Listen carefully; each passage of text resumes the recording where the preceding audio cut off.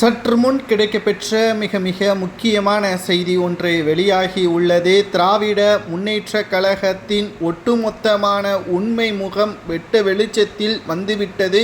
சிறுபான்மையினரை நிற்க வைத்து மேடையில் அவமானப்படுத்திய உதயநிதி மிக பெரிய அளவிலான விமர்சனமாக மாறிய நிலையில் ஜெயக்குமார் அவர்கள் திமுகவின் உண்மை தன்மையை இன்று இணையதளம் மூலமாக வெளியிட்டுள்ளார்.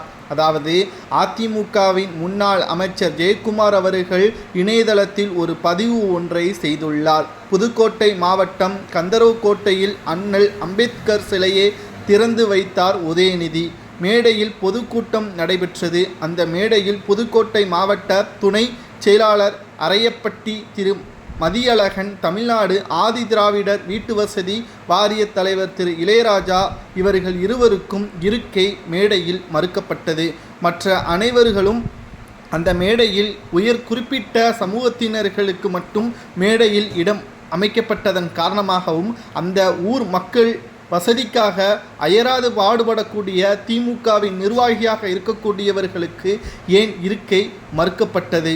உதயநிதி கடந்த 2 மாதங்களுக்கு முன்பாக தனியாக இவர்களை அழைத்து ஃபோட்டோ ஷூட் நடத்தி நாங்கள் சிறுபான்மையினருக்கு ஆதரவாகத்தான் இருக்கிறோம் என்று கூறியிருந்தார்.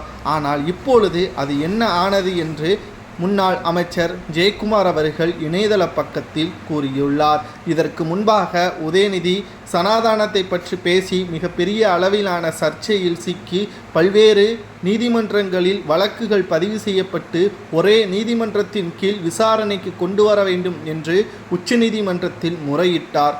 நீதிமன்றமும் உதயநிதியை கடுமையாக எச்சரிக்கை செய்தது. நீங்கள் சாதாரண மனிதர் அல்ல, அமைச்சர், அதற்குள்ள பாண்பையும் அதற்குள்ள செயல்பாடுகளையும் நீங்கள் நடைமுறைப்படுத்த வேண்டும். சிறுவில்லைத்தனமாகவும் கிட்டத்தட்ட மக்களை இழிவுபடுத்தும் விதமாகவும் பேசுவது தவறு. இதுதான் கடைசியான எச்சரிக்கை என்று உச்சநீதிமன்றம் தெரிவித்தது.